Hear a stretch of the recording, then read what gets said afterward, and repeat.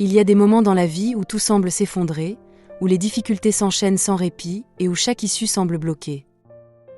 Dans ces instants de désespoir, beaucoup se demandent « Où est Dieu ? Pourquoi ne répond-il pas à mes prières ?»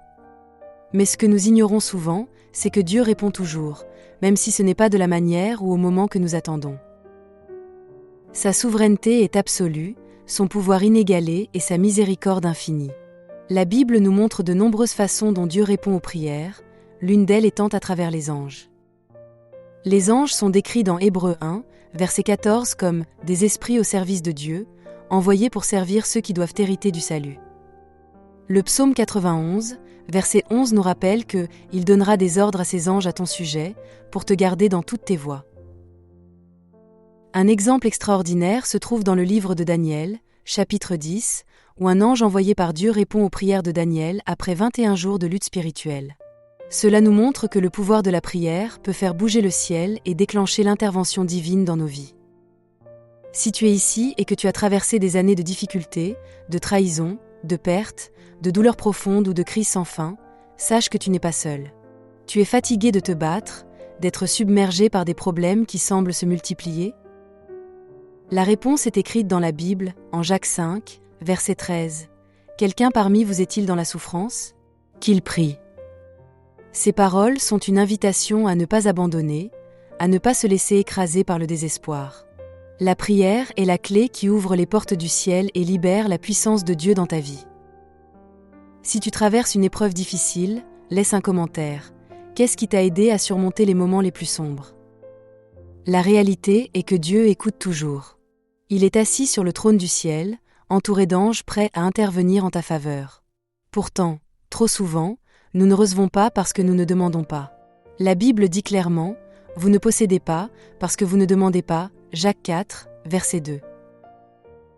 Ne limite pas Dieu à ta vision humaine. Même quand la situation semble impossible, quand la logique dit qu'il n'y a pas d'issue, souviens-toi que Dieu n'est pas soumis aux lois du monde. Il peut faire infiniment plus que ce que nous pouvons demander ou imaginer. L'ennemi fera tout pour t'empêcher de prier. Il te distraira avec des préoccupations, il te fera sentir indigne, il chuchotera dans ton esprit que Dieu n'écoutera pas un pécheur comme toi. Mais c'est un mensonge. Romains 8, versets 38-39 nous assure que ni la mort, ni la vie, ni les anges, ni les dominations, ni le présent, ni l'avenir, ne pourront nous séparer de l'amour de Dieu. Il t'aime indépendamment de tes erreurs, et son amour est toujours prêt à te relever et à te restaurer. Si tu as déjà eu l'impression que Dieu n'écoutait pas tes prières, partage ton expérience dans les commentaires. Comment as-tu retrouvé la foi ? La prière n'est pas un dernier recours, mais le premier pas. Pensons à Samson, tombé en disgrâce, capturé par les Philistins, humilié et aveuglé. Mais au moment le plus sombre de sa vie, que fit-il ?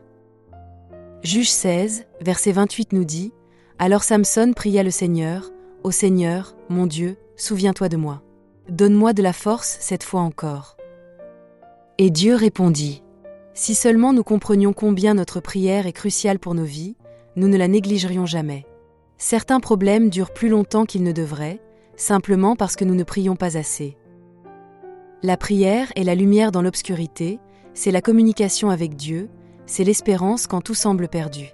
C'est la clé qui ouvre les portes du ciel et ferme celles de l'enfer. Si tu as l'impression que ta vie est une suite interminable de problèmes, arrête-toi et prie. Dieu est prêt à intervenir pour toi. N'attends pas que tout s'effondre pour te souvenir de lui. Dieu n'est pas le dernier recours, mais la première solution. Enfin, imagine que tu es un parent. Si ton enfant criait ton nom en danger, ne courais-tu pas immédiatement vers lui ? Combien plus Dieu, qui est un Père parfait, viendra-t-il à ton secours ? C'est le même Dieu qui a donné son Fils unique pour toi. Le Dieu d'hier est le même aujourd'hui et demain. Il ne change pas, et sa fidélité dure éternellement. Alors, ne cesse pas de prier.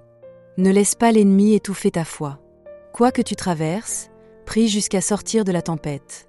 Dieu est avec toi, et ta prière a plus de pouvoir que tu ne peux l'imaginer. Si cette parole a touché ton cœur, partage-la et écris dans les commentaires ton témoignage. Comment la prière a-t-elle changé ta vie ?